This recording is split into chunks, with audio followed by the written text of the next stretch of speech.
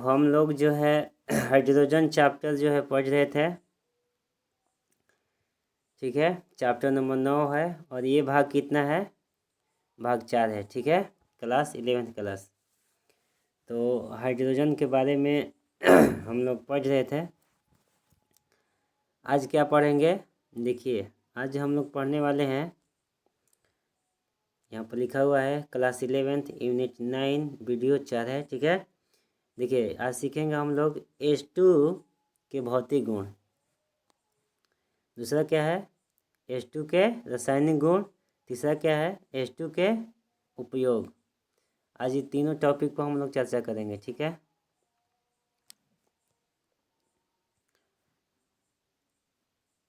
चलिए तो हम लोग आगे देखते हैं आगे क्या है। पहला स्टेप है यहाँ पर कि H2 के भौतिक गुण।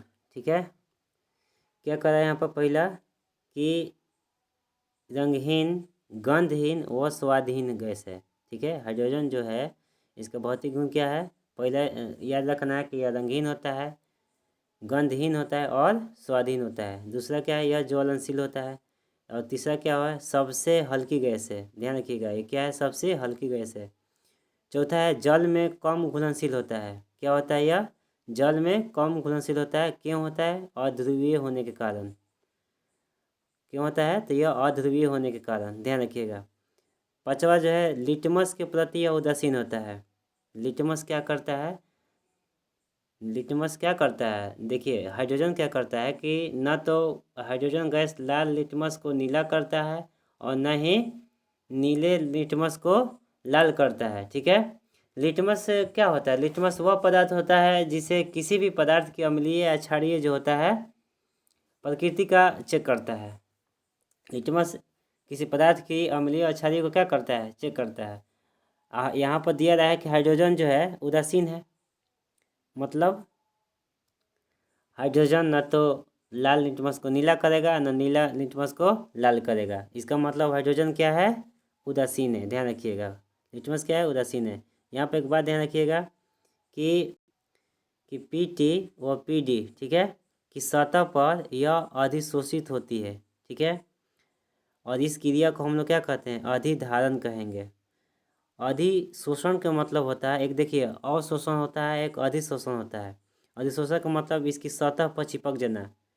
जो पीटी और पीडी है तत्व है, इसकी सतह पर हाइड्रोजन गैस चिपक जाता है। जैसे कैसे हम लोग बोर्ड पर लिखते हैं मार्कर से, तो मार्कर का जो इंक है लिखावट बोर्ड पर चिपक जाता है। उसी प्रकार से हाइड्रोजन पीटी और पीडी धातु के सतह पर क्या होते हैं? चिपक जाते हैं। ध्यान रखिएगा। और एक होता है अवशोषण। अवशोषण का मतलब अवशोषण हो जाना। जैसे रुई है, रुई को पानी में भीगेंगे तो क्या पानी के सतह पर, रुई के सतह पर पानी चिपकेगा? नहीं, पानी जो है रुई के अंदर चल जाएगा, यानी अवशोषण हो जाएगा उसका। ध्यान रखिएगा। अधिशोषण का मतलब होता है चिपक जाना, किसी के सतह पर चिपक जाना, अधिशोषित हो जाना। ठीक है, यहाँ पर एक बात कहा जा रहा है कि जल में कम घुलनशील होता है। क्यों होता है? क्यों होता है? क्योंकि यह अध्रुवीय होता है।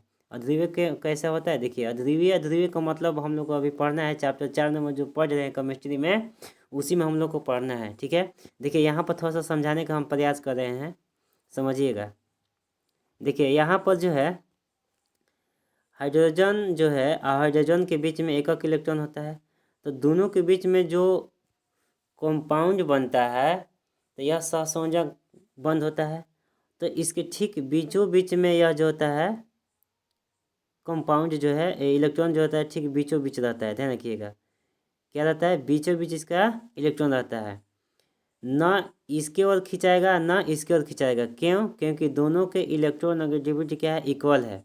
दोनों बराबर ही है, तो दोनों बराबर ही एक दूसरे को क्या करेंगे? बराबर दूरी पर ही खींचेंगे। मतलब ये जितना खींचेगा वो भी खींचेगा। इसका मतलब कि इलेक्ट्रॉन दोनों का जो शेयरिंग हुआ है बीचों बीच रहेगा, बॉन्डिंग। तो जब इस स्थिति में ऐसा रहता है, बीचों बीच में रहता है, तो उसको अध्रुवीय कहा जाता है। क्या कहा जाता है? अध्रुवीय कहा जाता है। देखिए यहाँ पर अध्रुवीय उसको कहेंगे कि जब, जैसे मान लीजिए HCl हम यहाँ पर लेते हैं, तो H का इलेक्ट्रोनेगेटिविटी जो होता है और Cl का इलेक्ट्रोनेगेटिविटी जो होता है H से ज़्यादा होता है, तो इसके ओर थोड़ा सा ज़्यादा इलेक्ट्रॉन जो है ये अपनी ओर ज़्यादा खींचेगा। तो खींचने के कारण इस पर एक आंशिक जो होता है ऋणावेश आ जाता है, इस पर क्या होता है आंशिक धनावेश आ जाता है। तो जिसके कारण आंशिक ऋणावेश आ जाता है और धनावेश हो जाता है, तो उस स्थिति में इसको हम लोग ध्रुवीय कहेंगे। क्या कहेंगे? ध्रुवीय। देखिए यहाँ पर देखा है, तो H2O जो होता है पानी जो होता है क्या होता है? ध्रुवीय होता है। तो ध्रुवीय में ये HCl होता है, ये आराम से घुल जाएगा, जिससे ध्रुवीय ध्रुवीय में घुल जाएगा, लेकिन ध्रुवीय और ध्रुवीय में नहीं घुलेगा। यहाँ पर देखिए H2 जो है अध्रुवीय को दर्शाता है, और यह H2O पानी जो है क्या है? ध्रुवीय है। तो इसीलिए हाइड्रोजन जो होता है ये कम घुलनशील होता है, उतना घुलता नहीं है, कम घुलनशील होता है। ध्यान रखिएगा। इसको जो है लिखना तो लिख लीजिएगा, नहीं तो समझाने के लिए लिखे हैं, ठीक है। तो आगे देखते हैं, आगे क्या है। हाँ, यहाँ पे एक नोट में बात ध्यान रखिएगा, ये आप लोग के लिए थोड़ा सा नया है। जिसे मान लेते हैं यहाँ पर जो है हाइड्रोजन हाइड्रोजन 2 परमाणु मिलकर बना है, ठीक है। तो बीच में यहाँ पर मान लेते हैं प्रोटॉन है, यहाँ पर क्या है? प्रोटॉन है, ठीक है। तो इलेक्ट्रॉन जो होता है आप लोगों को पता होगा, जो इलेक्ट्रॉन होता है तो इसका जो डायरेक्शन होता है घूमने का, एक मान लीजिए कक्षक है तो इसमें विपरीत घूमता है, क्लॉकवाइज एक एंटी क्लॉकवाइज, ठीक है। तो यहाँ पर जो है इलेक्ट्रॉन दर्शाया गया है, देखो एक दूसरे के विपरीत है, यहाँ भी एक दूसरे के विपरीत है, लेकिन प्रोटॉन को देख रहे हैं बीच में जो यहाँ पर है नाभिक में है प्रोटॉन, तो इसका डायरेक्शन एक ही दिशा में यदि हो, ठीक है, तो उस स्थिति में हम इसको क्या कहेंगे? Ortho hydrogen. क्या कहेंगे? Ortho hydrogen. और यह दोनों हाइड्रोजन का ही मतलब परमाणु है, ध्यान रखिएगा, हाइड्रोजन का ही परमाणु है। और यदि प्रोटॉन का जो दिशा होगा यदि एक दूसरे का होगा विपरीत होगा, तो उस स्थिति में हम कहेंगे para हाइड्रोजन। ये बात ध्यान रखिएगा नोट में, यहाँ पर इसीलिए लिख दिए हैं, ठीक है। अगर प्रोटॉन का डायरेक्शन एक ही दिशा में हो तो उसको हम लोग बोलेंगे ऑर्थो हाइड्रोजन। यदि प्रोटॉन का दिशा एक दूसरे के विपरीत हो तो उसको बोलेंगे para हाइड्रोजन। इलेक्ट्रॉन तो ये तो इलेक्ट्रॉन हमेशा हुई भी करेगा एक दूसरे के विपरीत, ठीक है, इसमें कोई एथी नहीं है। ध्यान रखिएगा यहाँ पर दोनों जो है हाइड्रोजन का है, ये भी और ये भी, यहाँ पर केवल इसमें अंतर देखना है। इलेक्ट्रॉन तो एक दूसरे के विपरीत हैं ही दोनों में, लेकिन यहाँ पर प्रोटॉन में क्या अंतर दिखाई दे रहा है? प्रोटॉन में देखा एक ही दिशा में, अगर एक ही दिशा में ये गति कर रहे हैं तो ऑर्थो हाइड्रोजन, और एक दूसरे के विपरीत गति कर रहे हैं तो para हाइड्रोजन, ठीक है। चलिए आगे देखते हैं।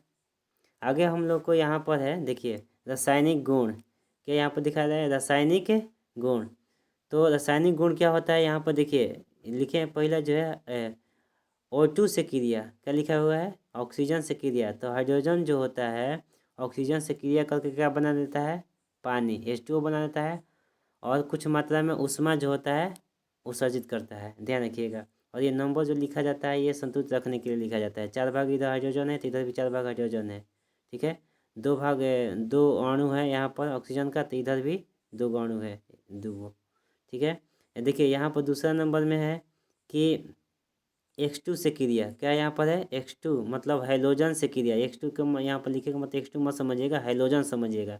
हाइड्रोजन का मतलब देखिए यहाँ पर लिखे हैं, हाइड्रोजन का मतलब यानी 17वां ग्रुप।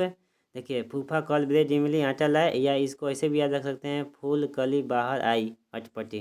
तो आप लोग यहीं तक याद रखिएगा, काफ़ी होता है, यहीं तक हम लोग को सीखना ही है। फूल कली बाहर आई या फूफा कल ब्रेड इमली आटा लाए, ठीक है। तो यहाँ पर जो है देखिए हाइड्रोजन से इस सबसे क्रिया, हाइड्रोजन जो है फ्लोरीन से क्रिया करेगा तो क्या बनाएगा? यहाँ पर देखिए 2HF। उसी प्रकार यदि H2Cl2 से भी क्रिया होगा तो क्या बनेगा? 2HCl, और H2Br2 से भी क्रिया करेगा तो 2HBr होता है, ठीक है, बनेगा। और H2I2 से भी क्रिया करेगा तो क्या बनेगा? 2HI बनेगा। यहाँ पर नाम, यहाँ पर देखिए एक ही शब्द में ध्यान रखिएगा, यहाँ पर जो नाम लिखे हैं, ठीक है, जो नाम लिखा हुआ है यहाँ पर देखिए H2 और X2 मतलब हाइड्रोजन से क्रिया करके क्या बनाता है? 2HX का मतलब हो गया हाइड्रोजन हैलाइड। तो जैसे यहाँ पर हम क्या बोलेंगे इसको?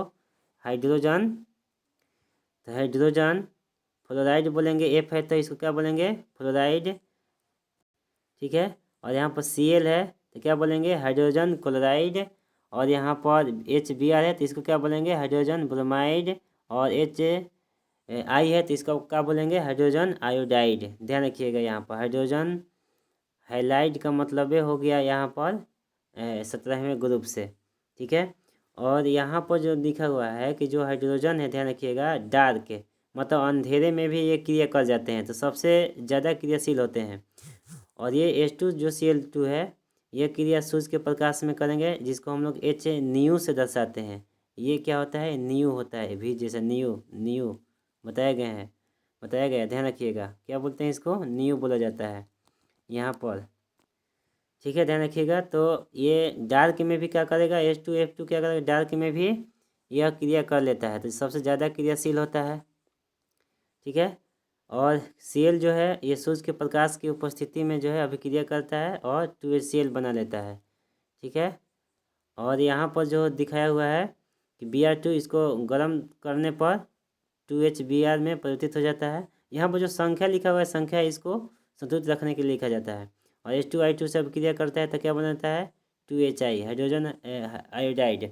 यहाँ पर देखिए एक बात लिखा हुआ, इस ऐसे दर्शाया हुआ है कि जब अभिक्रिया जो होता है एक दूसरे के, मतलब ये बन जाएगा तो उससे फिर ये बनेगा, इधर वाला बनेगा। कहने का मतलब है कि एक दूसरे के तरफ से बनता है। जैसे कैसे होता है मोमबत्ती का पिघलना, मोमबत्ती पिघल कर और फिर पिघले हुए मोमबत्ती से फिर अच्छा मोमबत्ती बना सकते हैं। तो उसी प्रकार यहाँ जो होता है ऐसा चिन्ह उसी स्थिति में दर्शाया जाता है, ध्यान रखिएगा, जो दोनों से क्रिया हो। और यहाँ पर देखिए उत्प्रेरक लिखा हुआ है, ये उत्प्रेरक जो होता है, मतलब इस अभिक्रिया में उत्प्रेरक की भी आवश्यकता होगी, ध्यान रखिएगा, ठीक है। और यहाँ पर जो लिखा हुआ है रिएक्शन लिखा हुआ है, किसका स्पीड ज़्यादा होगा, तो F2 का ज़्यादा होगा, क्योंकि ये देखिए अंधेरे में अभिक्रिया कर रहा है। उसके बाद जो होगा Cl2 का अभिक्रिया होगा, उसके बाद Br2 का, सबसे कम क्या होता है, I2 होता है।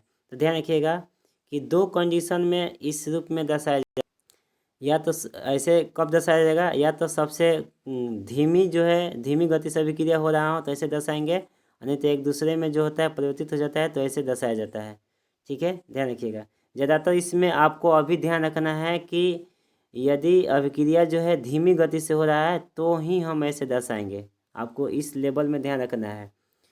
धीमी गति की अभिक्रिया को इस रूप में दर्शाया जाता है, ठीक है। चलिए आगे हम लोग देखते हैं, आगे क्या है। आगे है यहाँ पर देखिए नाइट्रोजन से क्रिया, जो नाइट्रोजन से हाइड्रोजन से क्रिया होगा यहाँ पर तो अमोनिया बनता है और कुछ मात्रा में उष्मा उत्सर्जित होता है। यहाँ पर जो है क्यू का मतलब क्या होता है, उष्मा जो है उष्मा उत्सर्जित होता है, ध्यान रखिएगा। और यहाँ पर जो संख्या बार बार बता रहे हैं, जो संख्या है संतुलित करने के लिए लगाता है। और यहाँ पर देखिए Fe और MO जो है ये उत्प्रेरक एक वर्धक का काम करता है। Fe जो होता है उत्प्रेरण का काम करता है, उत्प्रेरक का काम करता है, और MO का किसका काम करता है, वर्धक का काम करता है, ध्यान रखिएगा। और यहाँ पर लिखा हुआ नीचे 200 ATM यानी 200 दाब पर, वायुमंडलीय दाब पर, और तापमान कितना होना चाहिए, 450 डिग्री सेल्सियस होना चाहिए। उस स्थिति में यह क्रिया होता है नाइट्रोजन और H2 का। और इस पूरा क्रिया को हम लोग क्या कहेंगे, हैबर विधि कहेंगे। क्या कहेंगे, हैबर विधि। हैबर नामक एक वैज्ञानिक थे जो वहीं इस क्रिया को दर्शाए थे, हाइड्रोजन और नाइट्रोजन के साथ क्रिया कराकर अमोनिया गैस को प्राप्त किए थे, ध्यान रखिएगा। और यहाँ एक बात समझिएगा कि Fe उत्प्रेरक और MO वर्धक, इसका मतलब क्या होता है कि इसकी उपस्थिति में देखिए वर्धक कुछ काम नहीं करता है और न Fe कुछ काम करता है, केवल इसकी उपस्थिति में ही यह दोनों जो है नाइट्रोजन हाइड्रोजन जो होता है इससे मिल करके यह अमोनिया बना लेता है। देखिए उत्प्रेरक का मतलब हो गया जिससे शिक्षक है, शिक्षक जो होते हैं बच्चों को पढ़ाते हैं, तो एक बच्चे को उत्प्रेरक का काम करते हैं। MO जो यहाँ पर बता रहे हैं कि वर्धक का मतलब हो गया कि जैसे मान लीजिए एक मुखिया है, मुखिया टीचर के पास गया और कहा कि तुम बच्चे को अच्छे नहीं पढ़ाते हो, या मतलब किसी प्रकार से डांट लगाई, ठीक है। तो वहाँ पर देखिए मुखिया में और बच्चों में कोई कनेक्शन नहीं है, ठीक है, लेकिन फिर भी वो मुखिया वर्धक का काम किया बच्चों के लिए। तब यहाँ पर मुखिया ने टीचर को डांट लगाया कि अच्छा से मतलब पढ़ाते नहीं है, ठीक है। और और जो टीचर है बच्चों के लिए उत्प्रेरक का काम किया। अब मुखिया ने टीचर को डांटा और टीचर ने आकर बच्चों को भड़ास निकाली, ठीक है। तो यहाँ ध्यान रखिएगा, मुखिया ने वर्धक का काम किया और टीचर ने उत्प्रेरक का काम किया, ठीक है ना। तो ध्यान रखिएगा आगे यहाँ पर। ऐसे हम लोग को उत्प्रेरक अवर्धक के बारे में अभी हम लोग को आगे पढ़ना भी है। देखिए चौथा जो है यहाँ पर कि एस से क्रिया, एस से मतलब सल्फर से क्रिया, सल्फर से क्रिया होता है 400 डिग्री सेल्सियस पर और गर्म करने पर H2S बन जाता है, यानी हाइड्रोजन सल्फाइड बन जाता है, ध्यान रखिएगा। वनस्पति तेल से क्रिया, तो वनस्पति तेल जो है हाइड्रोजन के साथ क्रिया करने पर और निकेल के उपस्थिति में, ठीक है, वनस्पति घी बनता है। और इस पूरे क्रिया को हम लोग क्या बोलेंगे? हाइड्रोजनीकरण। पूरे क्रिया का बोलेंगे हाइड्रोजनीकरण, ध्यान रखिएगा। और यहाँ पर छवा जो है एथिलीन से क्रिया, मतलब C2H4 से क्रिया। जब C2H4 से क्रिया कराया जाता है हाइड्रोजन के साथ में, तो यहाँ पर देखिए C2 डबल बॉन्ड CH2 और CH2 डबल बॉन्ड से यहाँ पर जुड़ा हुआ है, तो यहाँ पर एक पाई और एक सिग्मा होता है, तो एक जो होता है पाई बॉन्ड टूट जाता है, तो पाई बॉन्ड टूट जाता है तो एक H इसके साथ आ जाता है और एक H इसके साथ आ जाता है। तो देखिए ये जो होता है सिंगल बॉन्ड से जुड़ गया जब टूटने के बाद, ध्यान रखिएगा। और निकेल की उपस्थिति में होना चाहिए, तो CH3, ठीक है। इसको हम लोग क्या बोल सकते हैं? इथेन बोल सकते हैं। ये नहीं समझ में आएगा तो मतलब चिंता मत कीजिएगा, अभी हम लोग को जो है ये है ऑर्गेनिक केमिस्ट्री में पूरा पढ़ना है इसके बारे में, ध्यान रखिएगा। हाँ, यहाँ पर इसका नाम जो है नाम बोल सकते हैं, यहाँ पर जो है इथाइलेन बोल सकते हैं या इथेन बोल सकते हैं, ठीक है। इथेन, मीथेन ना इथेन समझिएगा, दोनों में से कोई ना बोल सकते हैं। और यहाँ पर क्या बना? इथेन, ठीक है। चलिए आगे बढ़ते हैं हम लोग। आगे क्या है? देखिए सातवां जो है, सातवां है यहाँ पर अपचायक गुण, ठीक है। तो अपचायक गुण देखिए, जैसे कॉपर ऑक्साइड जो है यहाँ पर H2 के साथ है, जब अभिक्रिया करता है तो इसको गर्म करने पर इसे चिन्ह जो दिखाया जाता है त्रिभुज की तरह, तो गर्म करने का चिन्ह है, गर्म किया जाता है तो H2 जो होता है ऑक्सीजन को छीन लेता है, ऑक्सीजन को अपने में मिला लेता है और जल बना लेता है और कॉपर को अलग कर देता है। यानी यहाँ पर कहने का मतलब होता है कि हाइड्रोजन जो है, ठीक है, ऑक्सीजन को छीन लिया तो कॉपर का कर देता है अपचयन, कॉपर का क्या कर देता है? अपचयन। और हाइड्रोजन जो है अपचायक की भांति कार्य कर देता है, ठीक है। तो इसलिए अपचायक का गुण भी दर्शाता है। अब देखिए धातुओं से क्रिया, तो जैसे Na है, यहाँ पर धातु है H2 से क्रिया करेगा तो क्या बनेगा? सोडियम हाइड्राइड, ठीक है, NaH। यहाँ पर तो संख्या लगा है अपना संतुलित रखने के लिए। लिथियम जो है H2 से क्रिया करके क्या बनेगा? लिथियम हाइड्राइड, ठीक है। तो ये सब तक क्रिया आप लोग समझ रहे होंगे। यहाँ पर देखिए नौवा जो है, यहाँ पर 9 नंबर जो है CO से क्रिया, यानी कार्बन मोनोऑक्साइड से जब क्रिया करता है और ये उत्प्रेरक के रूप में रहता है, ध्यान रखिएगा, ZNO और Cr2O3, ठीक है। और उत्प्रेरक के रूप में, और इसको गर्म करने पर क्या प्राप्त हो जाता है? CH3OH। तो यहाँ पर ध्यान रखिएगा, ये सब जो चीज़ें हम लोग को ऑर्गेनिक केमिस्ट्री में भी पढ़ना है। यहाँ पर हाइड्रोजन से क्रिया के बारे में रासायनिक गुण अभी पढ़ रहे हैं हम लोग, तो यहाँ पर 9 को रासायनिक गुण देखे, ठीक है। चलिए आगे देखते हैं हम लोग। आगे यहाँ पर है कि H2 से उपयोग, H2 के उपयोग, हाइड्रोजन का क्या उपयोग है? तो पहला उपयोग हमने देखे अपचायक के रूप में इसका प्रयोग किया जाता है, ठीक है, अपचायक के रूप में प्रयोग किया जाता है। दूसरा है वनस्पति तेल से वनस्पति घी बनाने में किया जाता है। चौथा जो उपयोग है NH3 के निर्माण में, वहीं अमोनिया जिसे बनाए हाइबर विधि में, तो NH3 के निर्माण में इसका उपयोग किया जाता है। चौथा जो ईंधन गैसों के घटक के रूप में, जैसे यहाँ पर कोल गैस है, वाटर गैस है, तेल गैस है आदि, ये सब ईंधन के रूप में प्रयोग किया जाता है। कोल गैस को यहीं कोयला गैस बोला जाता है, इसमें बहुत सा मिश्रण होता है, CH4 CO H2 का मिश्रण होता है, तो उतना याद रखने की जरूरत नहीं है, केवल कोल गैस याद रखिएगा या कोयला gas. Water gas, water gas में क्या होता है? COH2 होता है। और तेल जो गैस है यहाँ पर तेल गैस को हम लोग H2CH2 और CO C2H4 का ये मिश्रण होता है। तेल गैस किसका किसका मिश्रण होता है? H2CH4, देखिए H2CH4, ठीक है, CO का, और भी होता है C2H4 का भी मिश्रण होता है। तो उतना ध्यान नहीं रखना है आपको, इतना ही याद रखना है, कोल गैस, वाटर गैस, तेल गैस आदि इस ईंधन के रूप में प्रयोग किया जाता है। पाँचवा गुब्बारे में भी भरने में काम आता है, ठीक है। छवा जो है द्रव H2 रॉकेट ईंधन में भी काम आता है। सातवां जो ईंधन सेल में भी इसका यूज किया जाता है, ठीक है। तो आज हम लोगों ने 3 टॉपिक पर चर्चा किया। हाइड्रोजन गैस बनाने की विधि, ठीक है, सॉरी, हाइड्रोजन गैस बनाने की विधि बोले मतलब H2 का उपयोग यहाँ पर देखें, और क्या देखें? रासायनिक गुण देखें और भौतिक गुण देखें, ठीक है।